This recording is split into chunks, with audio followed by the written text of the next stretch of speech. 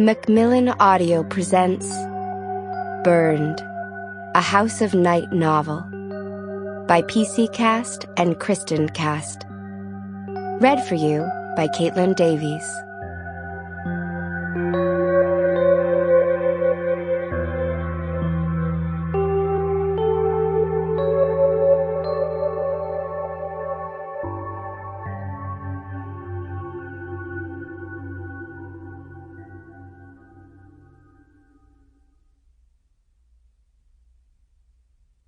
Chapter 1.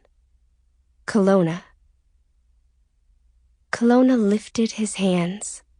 He didn't hesitate. There was no doubt whatsoever in his mind about what he had to do. He would not allow anything or anyone to get in his way, and this human boy was standing between him and what he desired.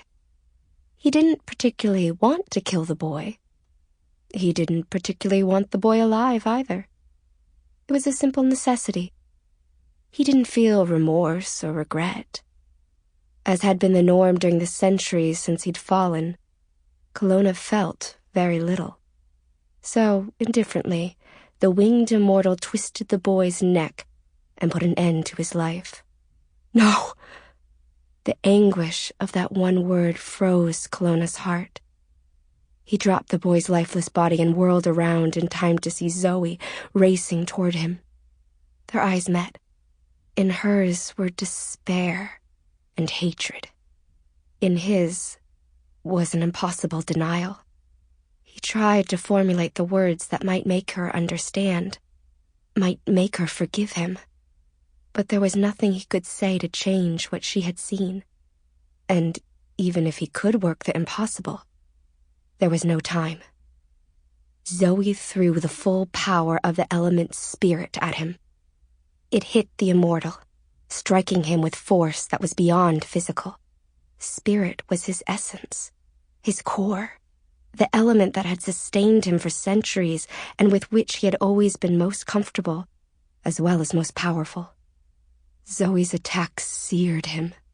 It lifted him with such force that he was hurled over the huge stone wall that separated the vampire's island and the Gulf of Venice. The icy water engulfed him, smothering him. For an instant, the pain within Kelowna was so deadening that he didn't fight it. Perhaps he should let this terrible struggle for life and its trappings end. Perhaps, once again, he should allow himself to be vanquished by her.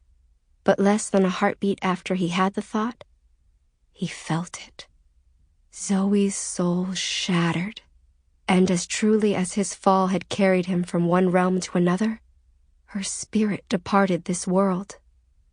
The knowledge wounded him worse than had her blow against him. Not Zoey. He never meant to cause her harm.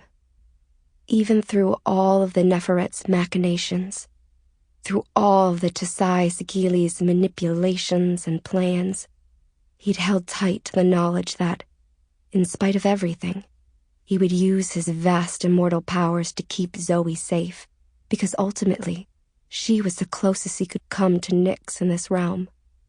And this was the only realm left to him. Fighting to recover from Zoey's attack, Kelowna lifted his massive body from the clutching waves and realized the truth. Because of him, Zoey's spirit was gone, which meant she would die.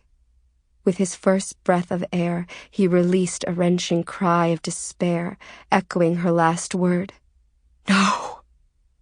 Had he really believed since his fall that he didn't truly have feelings? He'd been a fool and wrong. So very wrong.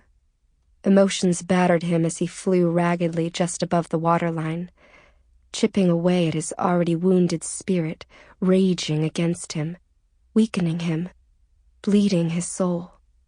With blurred, blackened vision, he stared across the lagoon, squinting to see the lights that heralded land. Sample complete. Ready to continue?